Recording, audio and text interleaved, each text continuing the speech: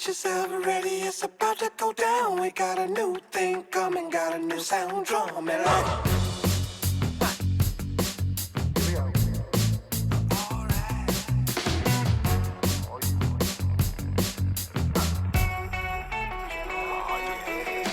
every time you see it, it's moving on. What's up? This is G Sharp. This is the 7801 Q&A.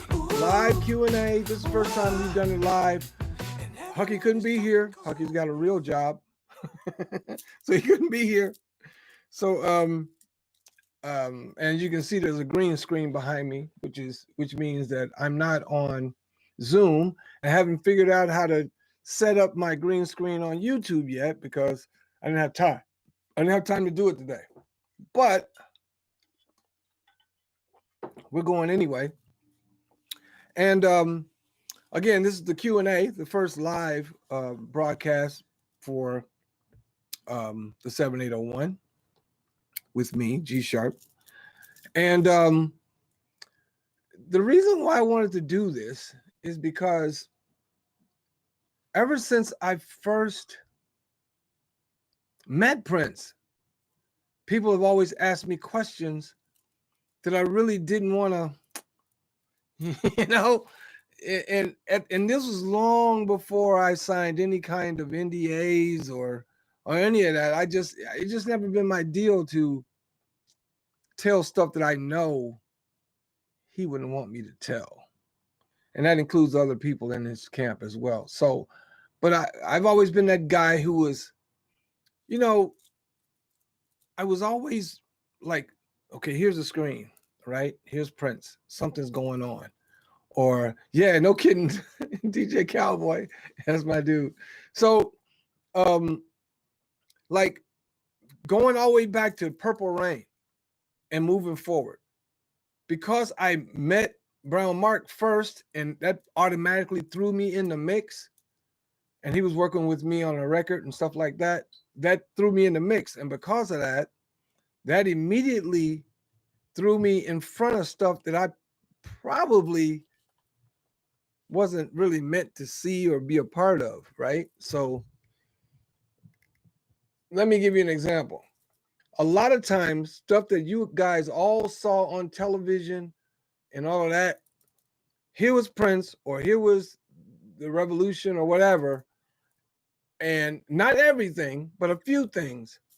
And right off camera, like right over there or backstage or somewhere there, I was there. Or something would happen, like when Prince played basketball with Mickey Free and all, I got a call after all that happened, right? So just always in the mix, never famous.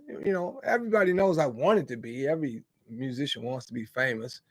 But then I quickly found out that fame and fortune don't always go together. So I was a lot more interested in making money instead of trying to be, known, if you will. So with that said, so people have been asking me questions my whole life about Prince and everybody else, right? And everybody else, right?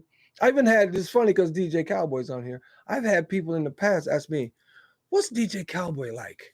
I'm like, what do you mean, what is he like? I mean, I know him and we boys and all, but I mean, you got to be a little more specific than that. All right. So anyway, what I'm going to do, and if you guys want to ask some questions on the chat, you can ask questions now. You can just start putting them up. And I'm going to start with the questions that I got through my inbox from people who probably want to hear these answers later on, or haven't watched any of our other live streams, because I answer a lot of these questions in some of our previous episodes. Again, this is the 7801. And if you're so inclined to donate, help us out in the production. Not that this is any great production today, but help us out in the production of making the 7801. Go to patreon.com/the7801. All right. And when I edit this, you'll probably see it right there or something. But anyway, let me start with the first question I got. How did you end up in Minneapolis?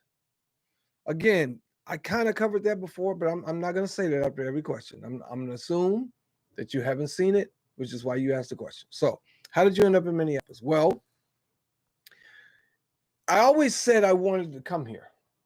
So, I mean, I've been a Prince fan since way back, and um, so I got the opportunity to come here working with Brown Mark, and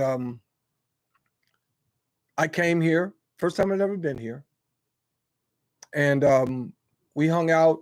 We ate a lot of food. We went to a couple of 2 or 3 bars. Was introduced to some people, and did some demo work, and left. Right, and he wanted me to join a band. He was going to put together. He was going to put me around this band. He's going to build this band around me, and I already had a band, right? And it just never been my thing to just, well, I got my big break, so hey, peace out. I just never been my deal. So so I remained loyal to my band, as I should. In my mind, I should have, and I'm glad I did. And but that deal all kind of went away. So after we moved forward a little further and things happen, I meet people, blah blah blah. I'm in Austin, Texas, playing with my band, The Business, not G Sharp in the Business, but The Business, the original Business, where I was the band leader and frontman, right? And I get a call from Craig Rice one morning saying that Maserati was looking for an additional lead vocalist. And I asked where Terry was. So Terry snatches the phone from Craig and like, get up here, man, and get out, right? So next thing you know, that's where I am. And I ended up coming up here and moving. And I've been here off and on since that day. I've lived in Minneapolis 3 times and left twice. And both times I left and went to Austin, Texas. And in Austin, Texas, that's how I got with Jimmy Vaughn and won a Grammy and all that stuff. And the screen went up, you would see it. Oh, actually, I took it down for the screen. My Grammy. So, just bragging, that's all. But anyway, Purple Dove 7, let me go ahead. This isn't really a question, but more of a comment, but it just crossed my mind. Can y'all imagine P having his own YouTube channel, bringing us all of us on Friday Night Chat? I'm going to address that, if you will. Knowing Prince like I do, and I'm sure DJ Cowboy can attest to this as well, I don't think he would do it. I really don't. And here's why. Couple of reasons. He didn't like YouTube. He hated YouTube. If it wasn't for him dying, you would not see any YouTube videos with Prince on them. He gave me a whole story about that, and I'll talk to you guys about that some other time. But I don't think he'd do it. I think he would have created his own platform. No, wrong. He wouldn't need to, because the platform that we put all our stuff on right now, not Facebook, right? Not Twitter, not Instagram, none of that stuff. The platform where the 7801 is, where you can find all our previous videos, is Discovered. If you go to the 7801 vlog, the 7801vlog.com, you'll find all of our videos.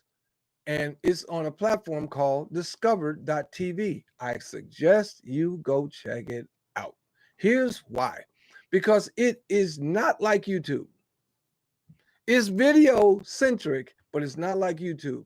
And the good news is the guy who created it, born and raised in St. Paul, and Prince told him about doing something like this, and he's just now getting it up to speed. If Prince was alive, he'd be on Discovered. He wouldn't even be on YouTube. That's right. Cowboy, if Cowboys say it, it's real.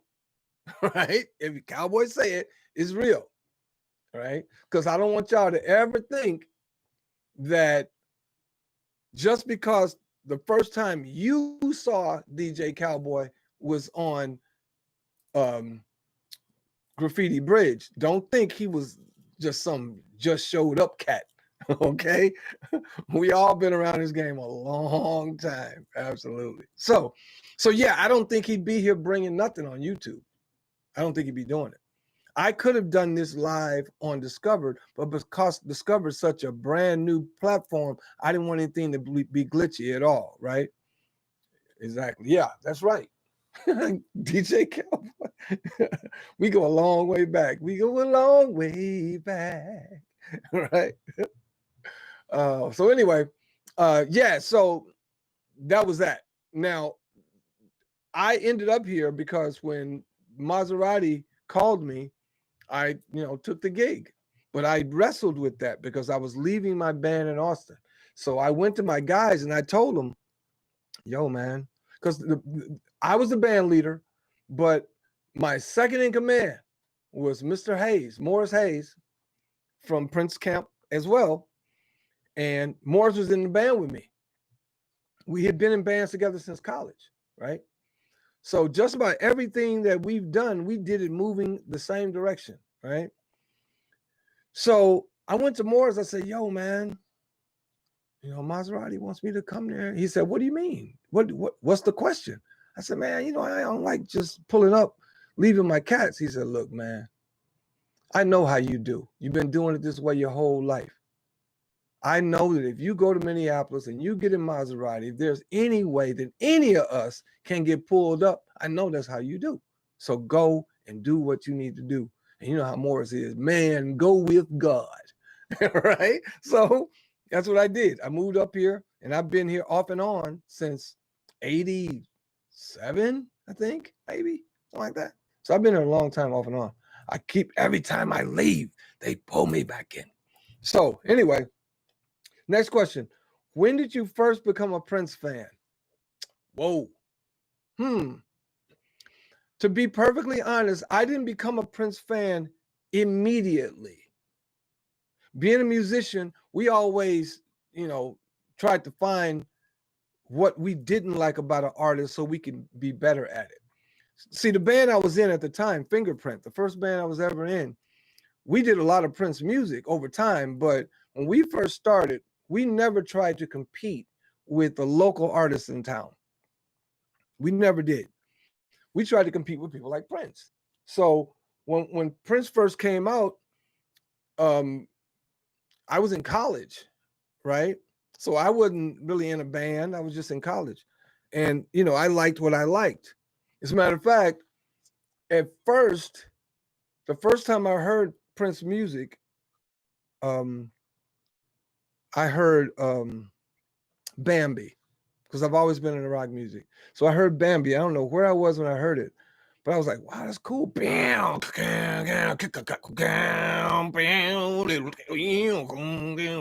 loved it, right? But eventually I got into him.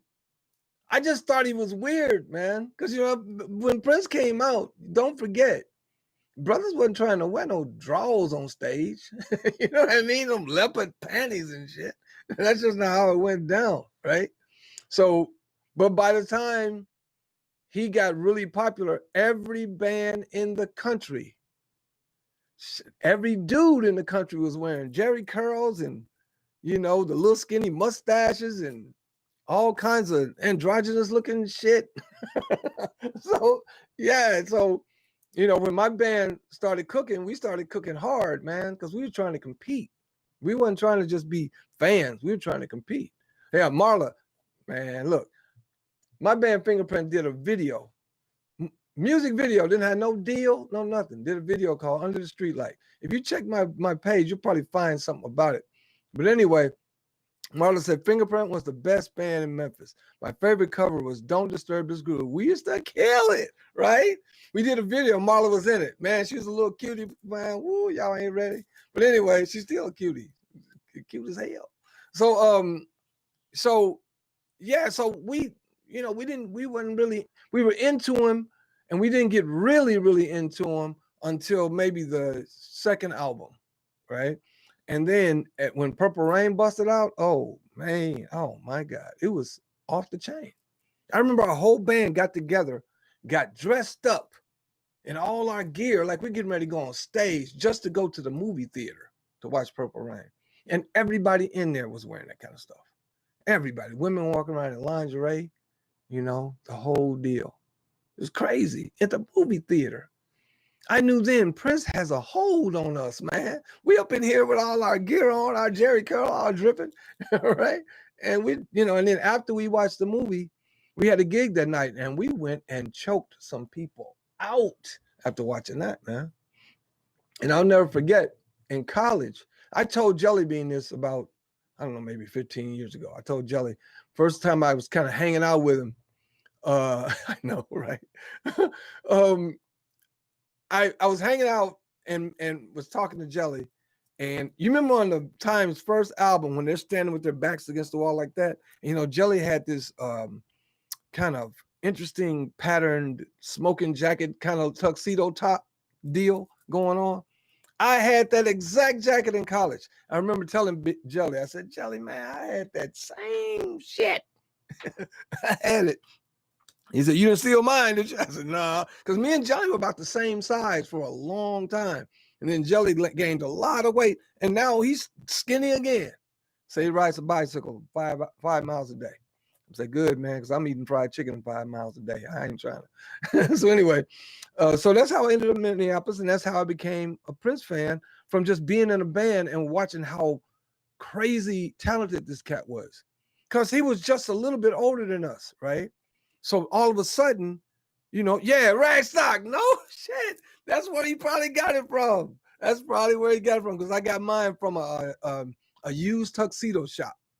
Yep, sure did, Ragstock. I remember Ragstock. Matter of fact, everybody I know who moved to Minneapolis bought a trench coat or a overcoat, wool coat from Ragstock. When I first got here from Austin, Texas, I didn't have no Minnesota coat.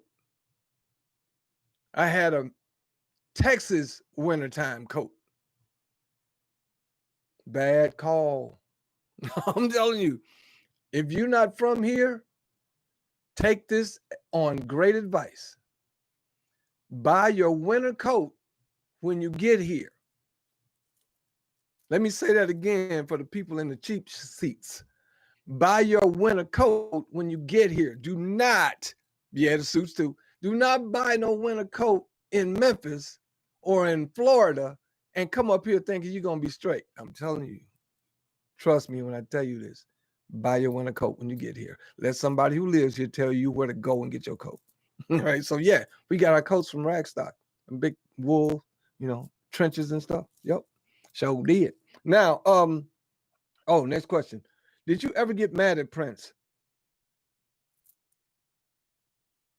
Does the Pope wear a dress? Come on. I don't know one person that has ever worked with Prince longer than 30 minutes and didn't have one of them minutes where he was mad, wanted to choke him out. I'm telling you, Prince, man, he was different, man. He was a different cat. Absolutely. And like Morris would say all the time, he had several, not one or two, because we all get in certain moods and people think you're just a different person. Prince had about 7 personalities.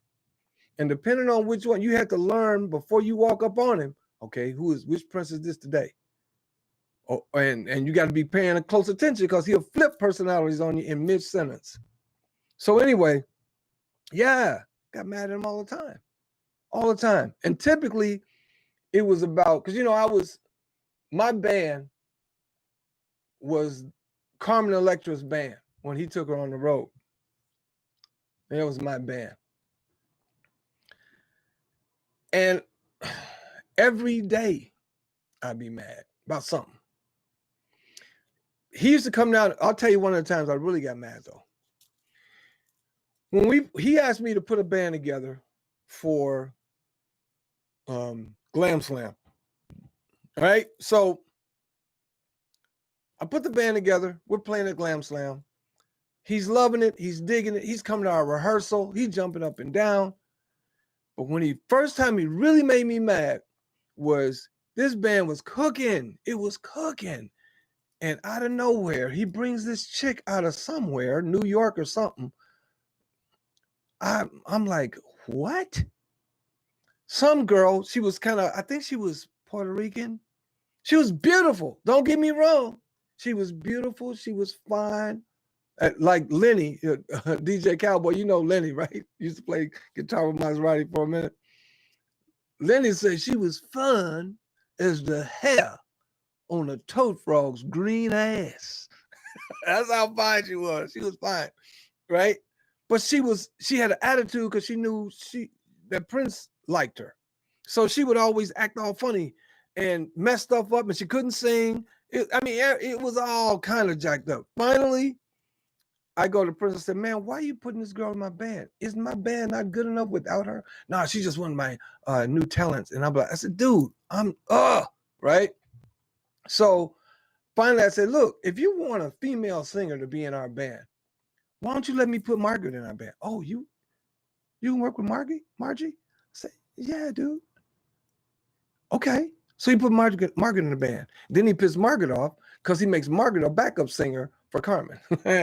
Margaret didn't even go. But anyway, I got mad because he wouldn't let stuff just lie. He would tinker. And I'm like, man, quit tinkering, dude. I got this. I ain't no rookie. I know what I'm doing. Right? Quit tinkering. If you ask me to play guitar, which you did, you can tinker all you want with that because I ain't no guitar player. Right? But band leader, running a band, being as funky as you or better, oh yeah, I got you. He knew it. He knew it. He was scared of my band from Glam Slam. He would come to rehearsal and watch us, and then he would leave and take whatever we were doing and take it to his band. I'll never forget it. Levi called me and said, man, what y'all doing down there in that warehouse? I said, what you mean? He said, Prince just came back changing everything, man. Got loops on this and boom, boom, boom. I was like, he's down here stealing, man. But you can't lock him out, because he's paying for rehearsal. So anyway, I got mad at him all the time. Did he ever get mad at you? Oh, I'm sure he did. I'm sure he did. I am sure he did. Oh yeah, he was scared at the time too. But yeah, I'm sure he got mad at me. He just never really showed it. Like he would ask me, he got to the point where he would ask me certain questions about stuff, and I would say, you want the real answer or you want what you want to hear? He just get up and walk away. That's Prince. I'm mad. I ain't gonna cuss you out. I'm just gonna get up and walk away. All right, so that was that. Next question. When did you first go to Paisley? Wow.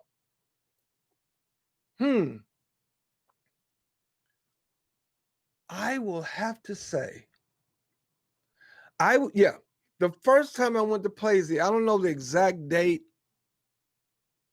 but I'm almost positive the first time I went in Paisley, Levi Caesar took me into Paisley Park because he was working on a band with me in it, and he wanted to do a photo shoot. So some kind of way, he found a way to let us use that backdrop. On Graffiti Bridge, me and Morris. That was probably the first time I was at Paisley Park on Graffiti Bridge when they were working on that. Yep. And I had a part in Graffiti Bridge, but they cut it out. I was actually, matter of fact, no, Cowboy. I went to Paisley before then because I was working as a receptionist at Paisley when Prince put me on the set to be a limo driver on Graffiti Bridge. So I'd already been in there. All right, I'd been in there working on some stuff. The stuff that I'm talking about right now, didn't nobody really know about. That was Levi, bright idea. Let's use the sound stage to, take some pictures. Like, you sure we can do this, bro? I got this. Right. So anyway, that was around the first time I went there. Anybody got any questions in the chat? Any more questions in the chat? Oh yeah, he got mad at us on Graffiti Bridge. Yep, he did. He did. He did. I forgot about that. Okay, anyway. All right. So next question, and that I received was You're going to love this, cowboy. Did you ever see Prince when he wasn't in makeup?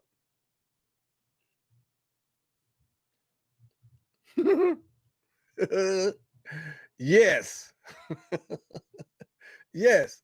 Not only did I see him with no makeup, I saw him with no makeup. I saw him with no real show kind of clothes on. I saw him with no heels on. I saw him barefoot. I saw him. Okay, let me give you an example. During Graffiti Bridge, I think, correct me if I'm wrong, cowboy. During Graffiti Bridge, wasn't that when he was dating Vicky Vale? You know what I'm talking about. When he dating Vicky Vale during Graffiti Bridge? I'm almost positive. But anyway, I was at Paisley and I was standing near the kitchen talking to Levi or somebody. And he comes out from the back somewhere with Kim Basinger. Her hair's all over the place. She got on like some men's pajamas, too big, right? PJs. And he's got on some like a long t-shirt. Yeah. She had like a long t-shirt thing on and her legs were out. And they look like they got rode hard and put away wet, both of them. And I know he wasn't expecting to see nobody coming out when he was coming out from where he was going. I think he was headed to the kitchen. They headed to the kitchen. When I saw them, I said, okay, yeah, he don't want me to know I'm here. So I backed out and went on around the corner, about right around the front again, kind of stood there till I heard them go in the kitchen. And I just kind of hung out up there for a little bit until they came back. But yeah, I seen him without makeup. I also went to his room, knocked on his room one time on tour, and he had on, frumpy. He had on a men's plaid shirt, right? Sleeves cut off, some black, like nylon, not nylon, but like black polyester pants. You know, he used to wear that kind of shit. And and yeah, it was a men's dress shirt, cut the sleeves off, and it was red, plaid, right? And he still had shoulder pads under the shirt that you could see, because he was slight. He was a very slight brother. So he had shoulder pads out to here on a shirt that the sleeves cut off. It's like he jumped up and threw it on real quick to answer the door. And his hair was all in a thing, So so yeah, I've seen him in some really jacked up situations. I played ball with him too, so he didn't have heels on when he's shooting basketball. He had some weird clothes on. I'll talk about that at some other point too. But anyway, I'm gonna save that one for last. Remind me, what's your favorite memory of him? That's my last question. I'm not gonna do it right now. Do you? Oh, so I stacked all those together. They asked, do you know Jill Jones? Do you know Apollonia? Did you ever meet Vanity? Okay. Do I know Jill Jones? Casually. The first time I met Jill was when Omar had my band G Sharp in the Business play that party at the Metropolitan, right? And Jill was there, and she sat in with us, and it was cool because I don't know one dude that didn't have a crush on Jill Jones. Not one. We all liked her. All right. I don't know. We didn't know her, but we all, you know what I'm saying? So yeah, I met her then. I didn't meet her back in the day. I met her a few years ago, like 2016. And Jill ain't no joke, man. Don't ever say no smart shit around Jill. Don't ever try to be, trying to be all whatever. Because that ghetto pops out. She'll get with you. For real. Now, she never did it to me, but I've seen her in action. Let's say that. Apollonia. I met Apollonia when Bobby Z did the Heart Association, Purple Heart show, where she was the special guest. And I sang Take Me With You with her.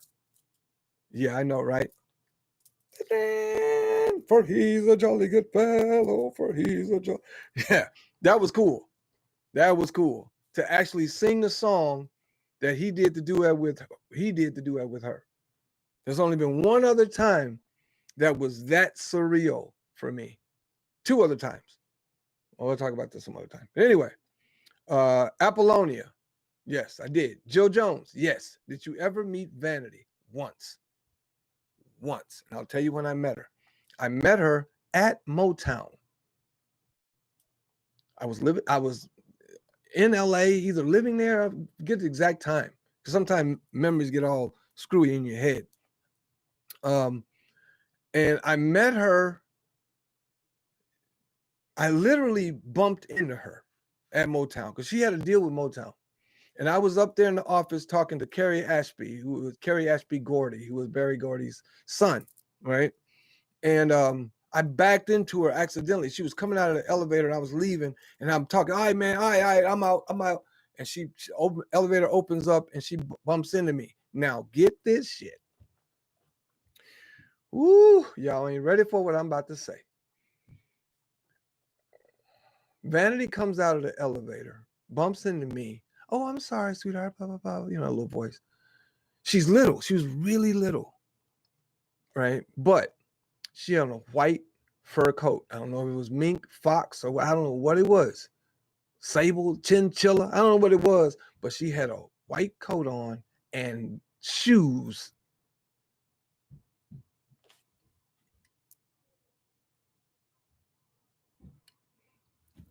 Let me say that again. Vanity had on a white fur coat, some heels, and to my knowledge, that's about it, because that coat flopped open a little bit. And I was like, what that now around here?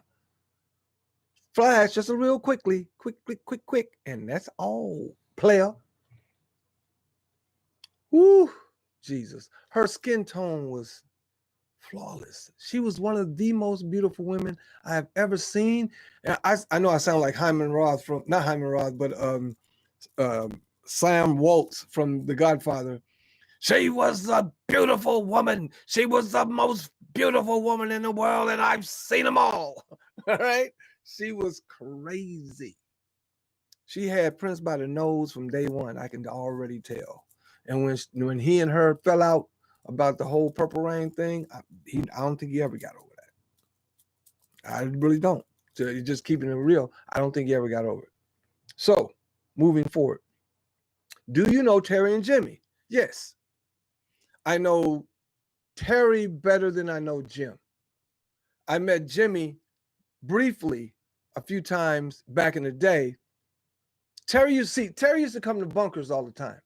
Of the two, and Cowboy knows this too, of the two, Jimmy is the biggest star. He acts more like a star than Terry. Terry would always go down to bunkers and, hang out, blah, blah, blah, right? So I saw him all the time, and he would take pictures and all. He was just really a lot more approachable. Jimmy is a sweetheart of a guy. He's just not as approachable. That's just for me. I don't know if everybody else feels that way, but that's the way it was for me. But yeah, I do know Terry and Jimmy, and I have a Terry and Jimmy story that I'm very fond of. The night that I received this August award, this prestigious award, presents this Grammy certificate to Greg Sane in recognition of your participation as a songwriter and musician on their Grammy Award-winning album, Do You Get the Blues, Jimmy Vaughn. In the category Best Traditional Blues Album, 44th Grammy Awards, year 2001.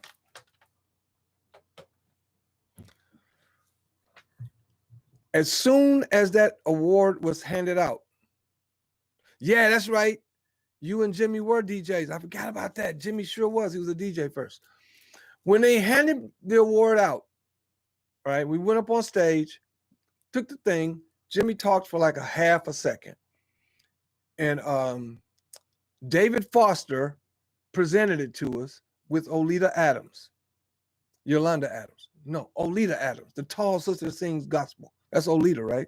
No, that's Yolanda. Well, anyway, one of the Adams girls handed us the Grammy, and then they escorted us through the curtains. Soon as you walk through the curtains at the Grammy, at least this one, soon as you walk through the curtains, then you're immediately met with people who take you through a press junket, and you go through all the different stations all around. It's like a maze, stopping at different places, standing behind this thing with the Grammy stuff on it, taking pictures, blah, blah, blah, bada, bada, boom, bada, bing, bada, boom. Okay. Soon as I got backstage, standing there, who had just received an award, Terry and Jimmy. Terry says, "Welcome to the fam, right? Like that, right?" And we shook hands. I was like, man, I'm so excited. Not to mention, while we're standing on stage and Jimmy's talking in front, doing this to me, yeah, the motherfucking Outcast, Andre 3000 and Big Boy. And I could have been done right there. I could have get hit by a car that day and I'd have been straight. All right. It was a great day. It was an awesome day. All right. And then when I got back to Minnesota, cats didn't even know I was even writing songs for nobody, let alone nominated, let alone won. Nobody knew it. And when I got back, they were like, dude, we saw you on TV, dude. Blah, blah, blah, blah, right. So that was pretty dope. So anyway, yeah, I do know Terry and Jimmy. Long story short, I do know Terry and Jimmy. They're great guys. And the brother who put together Discover.tv, Skeeter, I'm sure, Cowboy, I know you know Skeeter. He put together Discover.tv. I've got a G Sharp profile there. I've got the 7801 profile there. And I've also got my That Which Matters Most with Sarah GL there as well. But yeah, Terry originally was going to fund that project, and then things got moving around to other places and they didn't have time to work with it. But yeah, I do know them. Next question. What's your experience? Well, let me ask again. Anybody got any more questions in the chat? Anybody in the chat got a question? Anybody? Let me see. Let me look up. Make sure I didn't miss nothing. So far, no. I got it. Okay. Next question. What is your experience with Glam Slam? Do you remember Glam Slam? Well, yeah, I played at Glam Slam. I did. Prince asked me to put a band together, and we played at Glam Slam. I talked about that on one of our streams as well. So go check it out, right? Go check it out. Check it out.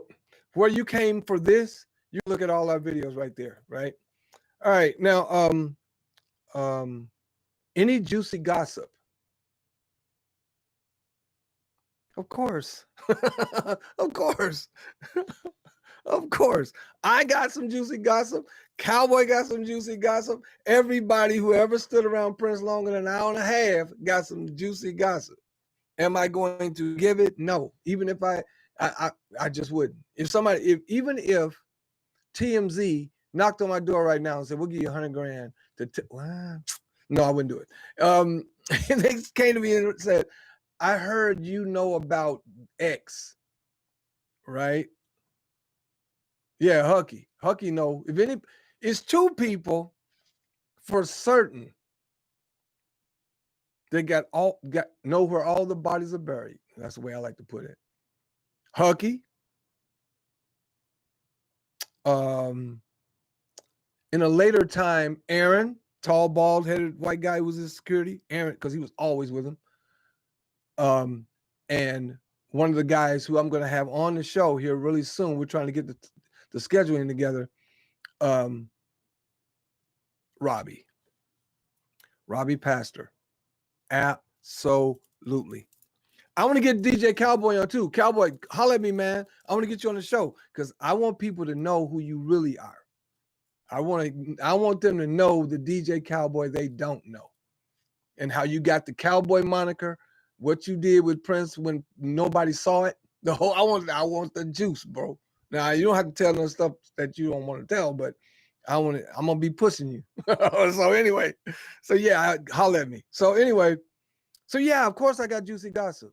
I got some stuff, man. I'll take it to the grave, but I got some. I got some stuff that may come out where I won't have to talk about it until it comes out. I won't talk about any of the stuff that I know unless the parties involved who are living come out first. But you heard from me, there are some people living and moving about right now who can tell you some stuff that you'll be like, dang, for real? I'm telling you. Because everybody, again, just like Michael, right?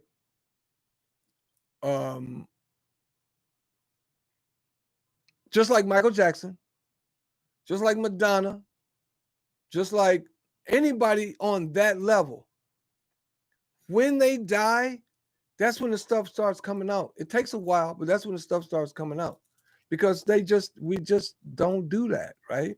And I haven't done it yet, and I'm not going to. Now, if somebody does talk about some stuff, I'll say what I knew about that and whether I thought it to be real or not, right? Based on what I knew and what I saw. But I'm never going to step up and do it. I mean, I just can't do it. I can't do it. All right. When will you play again? Me? I don't know. I talked to Mike Scott the other day. Y'all know Mike Scott, right? He plays with JT. And I said, Mike, do you even still feel like a musician? He said, gee, I feel like a magician because somebody made my whole career disappear.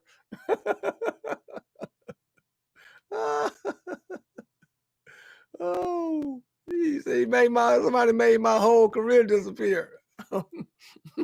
So anyway, yeah, I mean, I'm gonna do something with Brown Mark because I'm in Brown Mark and the Bad Boys of Paisley. We're gonna do something streaming like we're doing right now, where I'm gonna be sitting in my, hold on. Don't ever forget I'm still G Sharp. Yeah, we're gonna do something. We're gonna do something here directly. Matter of fact, it's gonna be this month. We're gonna do something this month. Y'all like that? Look at that. Look at that. G Sharp in the house. Look at that pretty guitar. That's sure is nice, ain't it? Sure is nice. Plus I get my Texas deal going there too. But anyway, yeah, we're gonna play this month, July 20-something. It's gonna be a streaming deal. I'm gonna be at home. Brown Mark's gonna be where he is. Wizard gonna be where he is. All the band members gonna be where they are, and we're gonna do a bunch of stuff. It's gonna be dope, right? So yeah, that's what we're doing. So we will be playing again. Plus, I'm working on my own album, and when that comes out, I'll play then too. Absolutely, no doubt. So look out for it. Now I'm gonna go back to my first question. Anybody got any question here before I read this last question and then roll out? Because once I read this question, I might have to leave anyway. Because sometimes you talk about Prince, I don't really want to be sitting and people watching me when I'm talking about it. All right. So last question that I got earlier. What's your favorite memory of Prince? I had to think about that one. And I already know whatever I say right now, something else is going to pop up in my head and make me want to say, no, that's not it. This is it, right? But I would have to say my favorite memory of Prince was not when I first met him, because I was still kind of starstruck and didn't even really realize that that was Prince. I was just standing there talking to him, right? I would have to say my favorite memory of Prince was a time when I wanted to punch him in the throat. And I'll tell you what it was. We were practicing for Carmen. And this was when we were practicing at Paisley. And at the time, I didn't know very much about how to play guitar at all. I'm still not that good. But at the time, I really didn't know nothing. But Prince said, I'm going to teach you. Don't worry about it. I got you. So I'm like, okay, right? He's showing me a part. Now, as you can see, this is a regular size Fender Stratocaster. Regular size Stratocaster. And we're playing some Carmen Electra something or other. Right? I don't know what it was. And he said, "You playing it wrong." So he comes over. He says, "Give me your guitar." So I take it off. And because my strap is made for my 6'2" body, right? He puts his foot up on a chair and holds it like this, and he starts playing whatever he was playing, right? And I'm looking, and he's playing. He stops and says, "Are you writing this down?" I'm like, "No, I'm watching. I'll catch it, right?" Then he says, "Unless you're a genius like me, you might want to write this down." Right then and there, I was like, I could see, you know, I could see myself just socking him right in the throat.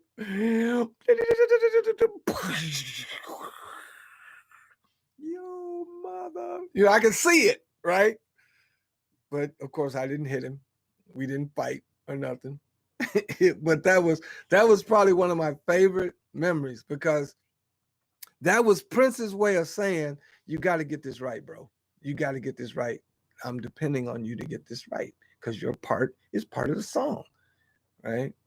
No part was too small for him. If he gave you a triangle part, if that was the part, you can't play it wrong, because he used to say all the time, music is mathematics. You have to play within the lines. You don't jam in what I do. Jam sound like from the seats in the 30,000 seat arena. Way up there, if you're jamming and playing whatever, it's for it to be tight, you got to play it right. Okay, so that's one of my favorite memories, and I know as soon as I get off here, I'm gonna be like, I can't believe, because somebody's gonna call it, that was your favorite memory? Well, what about that? Blah blah blah. I'm like, yeah, you're right. That wasn't the best one. But anyway, I'm gonna we're almost an hour, and thanks everybody for your questions, and thanks to you guys who ask questions on the live chat. But again, how can I do this for therapy? Not just for Prince therapy, but for being artists, for being connected to artistry, right? Because all of us have a different perspective about what it was like to be at the 7801. All of us have a different perspective as to what it was like being in that orbit, right? Prince was the sun, and we were all planets. Some of us were space dust, but we all were planets and satellites and moons, right? Some of them were asteroids, right? We all were orbiting the sun. And just like the old Greek story about Daedalus and Icarus, you can't get too close to the sun, because you get too close, man, you burn up. Just like those moths that fly around the porch light, they know how close to get, because you get too close, done. So and that's me in a kind of a backhanded way of saying, nobody got too close to Prince. Because as a matter of fact, the moment you got where you felt like you got really, really close was the moment you about to be sent home. Because he didn't, I don't think he worked well with real, true emotion. My buddy, Stephen Slater, says all the time, Prince was an amazing talent, but imagine what he would have been if he had the ability to stand naked before God. In other words, show who he really was. I don't think anybody ever saw who he really, really was. Anybody. He was always on. you know. So it was an interesting boot camp, if you will, because since then, and I know DJ Cowboy can attest to this too, after you've gone through the Paisley Park Prince boot camp, everybody else who does what you do seems like they're lazy as fuck. Yeah, man, we gonna go in the studio and work. Okay. I was in LA. I remember many times doing that. Okay. Go in the studio. Them cats be in there 2 hours smoking weed. Half of them 2 hours, they calling people to come down and just look at them while they stand in the studio. And 3 hours later, they're ready to go home. Like, home? Done? It ain't even midnight. What? We came in here at 9. It ain't even midnight. Y'all getting ready to lock up? Yeah, man, we got it all month. Dude, we could have written 6 albums in a month. But that's they're not accustomed to that level of work ethic. And believe me, I am not a hard working dude. I don't like working hard. I don't even like being in the studio. That's why when I record, somebody says, we want you to sing this song. I say, okay, how much time you got? Oh, we got plenty of time. I said, no, I ain't talking about plenty of time. Can I do my part in an hour? Well, if you hit one take, okay, good, let's go. All right. I hate being in the studio because it's like being in here right now. There's no windows open. I don't know what time it is. Like I'm in a capsule. But in the studio, it's the same way. So I remember many times going into Paisley Park and being in there, going in there in the morning and coming out in the morning. Can I get an amen? Some of y'all know what I'm talking about. Go in the morning, come out in the morning. Don't even know you've been in there 24 hours. But you in that circle, man. You in that camp. When you roll up in Paisley, when you hit the 7801, all bets are off, bro. You don't know nothing about it until you've been there. Absolutely. Word up. So again, I'm G Sharp on behalf of my boy Hucky Austin. Thank you for hanging out. If you're inclined to help us out, go to patreon.com/the7801. Become a patron. All right. And also stick and stay every Friday night at 8:30. We try our best to give you some content. So this is the YouTube channel. You can also go to vlog.the7801 or the7801vlog.com and see this. You can also go to the 7801 podcast and see, podcast.the7801. I know that's right. Time to hit them streets, player. All right. Well, listen, again, I'm G Sharp on behalf of my boy Hucky Austin and on behalf of my boy original DJ Cowboy who kept it funny. Absolutely. Thank you very much. And as always, imparting. Peace. Get yourself ready, it's about to go down. We got a new thing coming, got a new sound, drum and light.